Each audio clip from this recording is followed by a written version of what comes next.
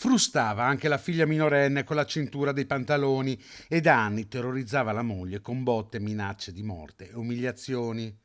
È l'accusa che pesa su un uomo, residente in provincia di Padova, raggiunto nei giorni scorsi da un'ordinanza di allontanamento dalla casa familiare disposta dal GIP del Tribunale di Padova su richiesta della Procura ed arrestato dai carabinieri della stazione di Piove di Sacco, già intervenuti in precedenza presso l'abitazione della vittima, che aveva poi sporto denuncia. Secondo l'accusa, i maltrattamenti sarebbero iniziati quasi 20 anni fa, nel 2007, aggressioni fisiche, minacce, insulti, quasi sempre con l'uomo in stato d'ebbrezza, consumati regolarmente davanti alla figlia, anche quando era ancora bambina. Tra gli episodi più gravi contestati, un tentativo di soffocamento della moglie con un cuscino, minacce con una forchetta puntata sotto il mento e nell'agosto scorso un tentativo di strangolamento che aveva costretto la donna ad abbandonare la camera matrimoniale e a dormire sul pavimento del piano superiore.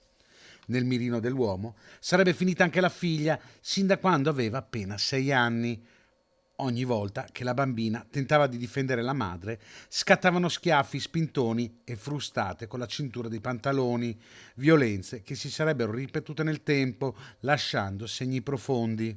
A tutto questo si aggiungeva un controllo economico asfissiante, nessun contributo alle spese familiari, nessun denaro concesso e alla figlia veniva persino pretesa la consegna degli scontrini per ogni minimo acquisto. L'uomo ha rifiutato il braccialetto elettronico, il giudice ha quindi disposto anche il divieto di dimora nel comune di residenza delle figlie, con il divieto di avvicinarsi ad almeno 500 metri dalle persone offese e dai luoghi da loro frequentati.